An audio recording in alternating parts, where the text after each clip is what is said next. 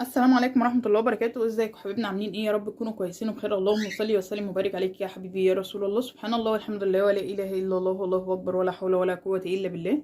ما تنسوش تشتركوا في القناة وتفعلوا الجرس عشان يوصلكم كل جديد وتعملوا لي لايك وتسيبوا لي كومنت. النهارده هنقدم لكم طريقة مكرونة بشاميل.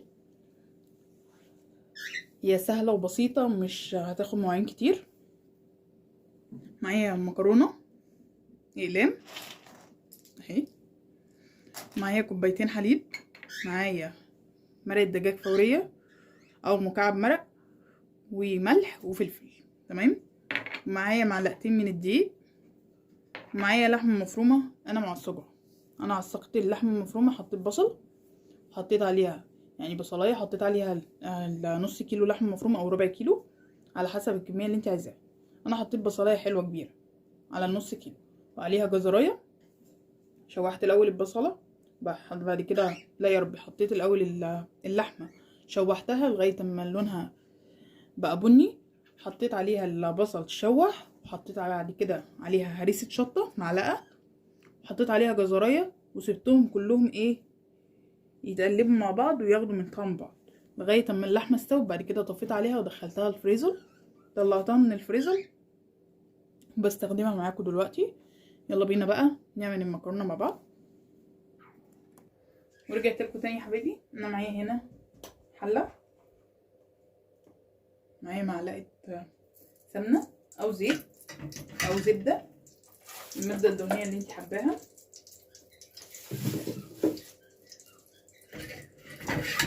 طبعا بنحط ملح وفلفل على اللحمه. انا حطيت ملح، حطيت فلفل، وحطيت حبه زعتر، حطيت حبه بهارات من بهارات اللحمه، وورقتين من الغر. تمام. هنزل بالدقيق، نسمي ونقول بسم الله.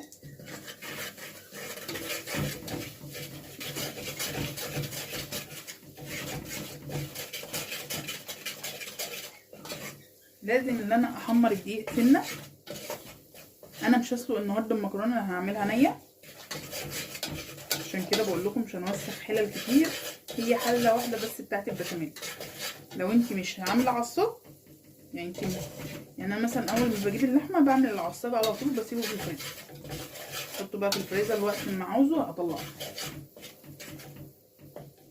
لو انت مثلا هتعملي بقى عصاج هتستخدمي طبعا بقى حلتين.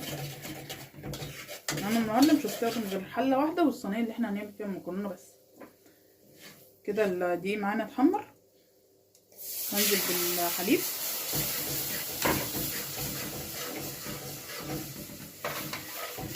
وعليهم كوبايتين من الميه.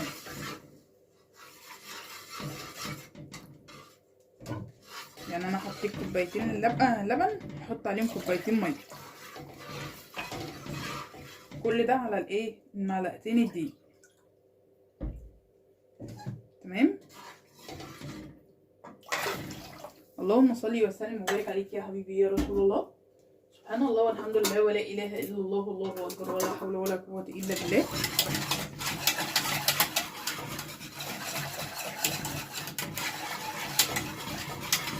انا عايزاه يكون خفيف، مش عايزاه تقيل. هحط الملح والفلفل ومرقه الدجاج.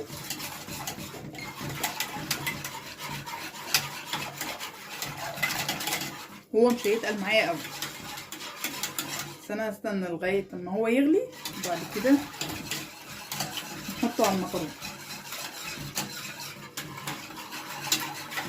في ناس هتقولي مش هيستوي، لا مش هتستوي المكرونه، لا هقول لكم لا بتستوي المكرونه. عفوا.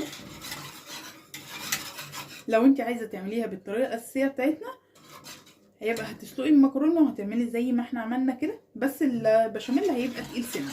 اللي انت هتحطي مثلا 3 معالق لكل كوبايه حليب، معلقه دقيق، زي ما احنا بنعمل، زي ما انا بعمله كل مره. يعني انا ما بعملوش بسمنه البشاميل، انا ما بعملوش بسمنه، انا بعمله ايه، بحط معلقتين دقيق على معلقتين من النشا على 4 كوبايات من السوائل، كوبايتين شوربه او كوبايتين ميه وكوبايتين حليب. تمام. بحط عليها معلقه مرقه دجاج طبعا لو انا مش عامله شوربه بحط عليها معلقه مرق دجاج، لكن لو عامله شوربه ما بحطش المرق الدجاج، بحط الملح والفلفل بس. بقلبهم كلهم مع بعض وارفعهم على النار واسيبها لغايه اما تغلي الحليب بالنشا بالدقيق بالتوابل، تمام، لغايه اما يتقل معايا. تمام كده. عايزاه اللي انت تحمري الدقيق زي ما انا حمرته كده النهارده، يبقى هتحطي 4 معالق سمن على 4 معالق دقيق، مش هنحط نشا. يعني انا بحط النشا دي، انا بوفر في الدقيق ان انا ما بخليهوش اللي هو يبقى زي بتاع بره زي الاكياس. بدل ما اجيب الكيس ب10 جنيه، لا انا بعمله عندي في البيت اللي هو دقيق ونشا وحبه حليب وحبه توابل بس. يعني الاكياس اللي بره بيبقى دقيق ونشا وحبه توابل ما بيحطوش حاجه تاني. تمام. اللهم صل وسلم وبارك عليك يا حبيبي يا رسول الله. سبحان الله والحمد لله ولا اله الا الله والله اكبر ولا حول ولا قوه الا بالله. هشوف كده لو في حاجه لازقه. بصوا، لازم اللي احنا كده بمعلقه او بالسباتشوله لغايه اما البشاميل اللي معانا يتقل او يغلي. يعني انت في البشاميل العادي طبعا بتسيبيه اللي هو يتقل، انا طبعا مش هديله فرصه اللي هو يتقل عشان انا حاطه سوائل اكتر من دي.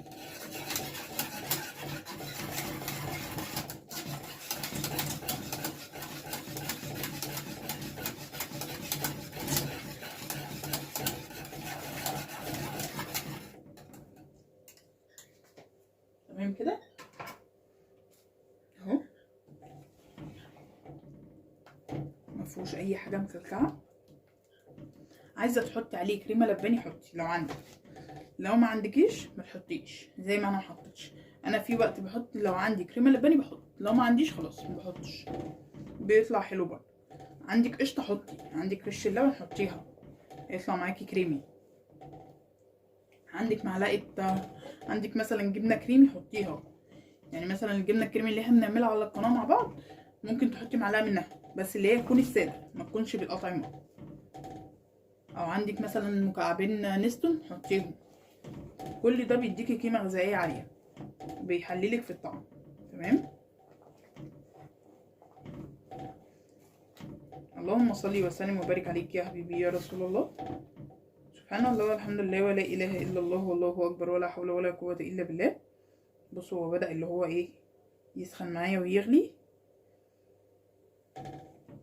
شايفين؟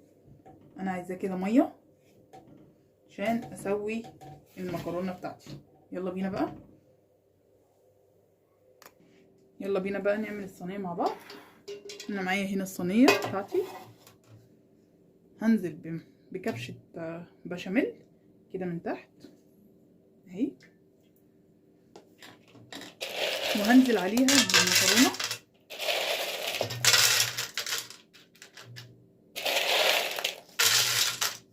ده انا مش هحط مكرونه كتير،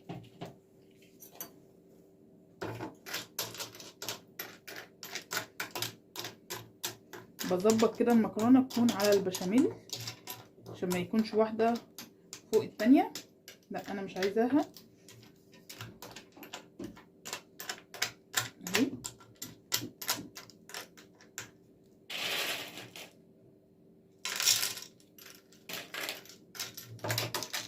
اللهم صل وسلم وبارك عليك يا حبيبي يا رسول الله. سبحان الله والحمد لله ولا اله الا الله والله اكبر ولا حول ولا قوه الا بالله.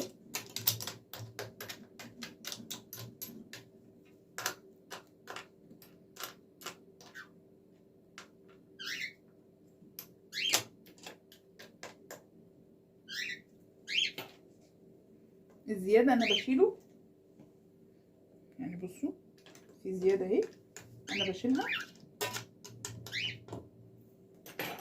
احط بقى البشاميل. بسم الله الرحمن الرحيم.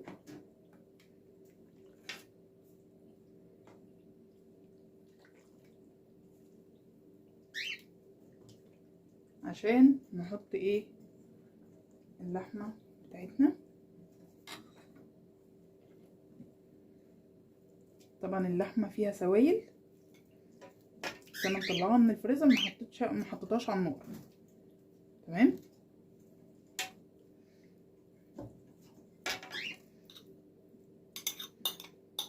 اهو.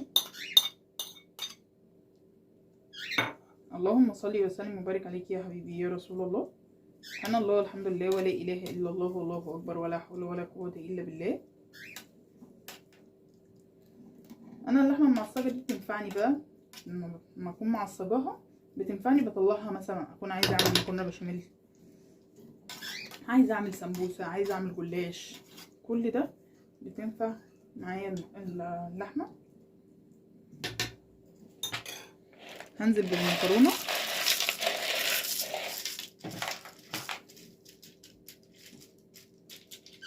اهو، بسويها كده بايدي.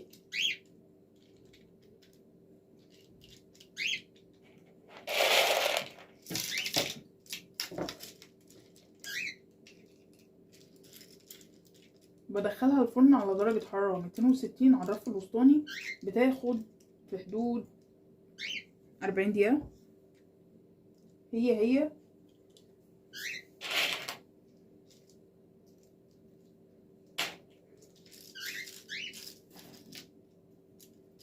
نفس الوقت اللي انا بحط فيه المكرونة البشاميل الأساسية.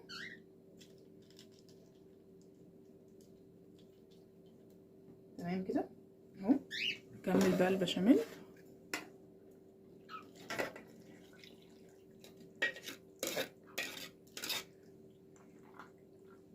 اللهم صل وسلم وبارك عليك يا حبيبي يا رسول الله. سبحان الله والحمد لله ولا اله الا الله والله اكبر ولا حول ولا قوه الا بالله. ننزلها كده، خلي البشاميل كله، المكرونه كلها تحت تشرب البشاميل اهو.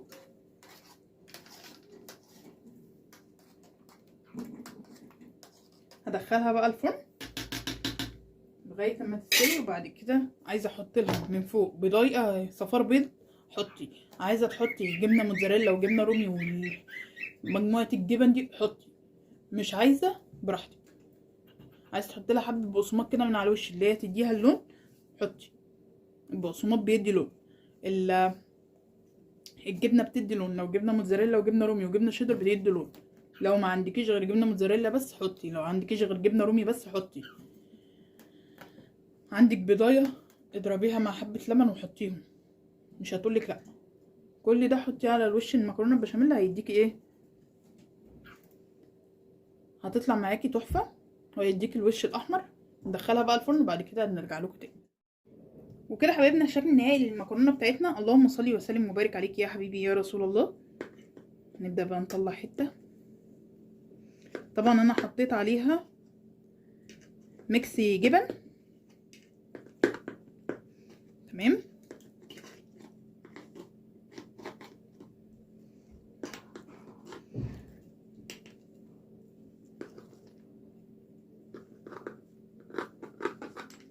تمام كده.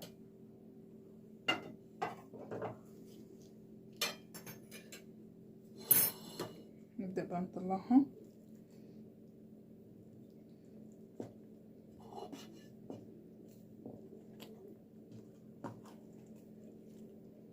اهي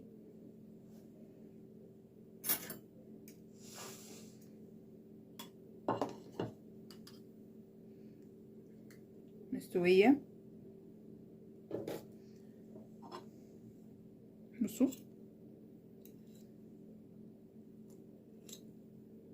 شايفين. اللهم صل وسلم وبارك عليك يا حبيبي يا رسول الله. سبحان الله والحمد لله ولا اله الا الله والله اكبر ولا حول ولا قوه الا بالله. ما تنسوش تشتركوا في القناه وتفعلوا الجرس عشان يوصلكوا كل جديد، وتعملوا لي لايك وتسيبوا لي كومنت. والسلام عليكم ورحمه الله وبركاته.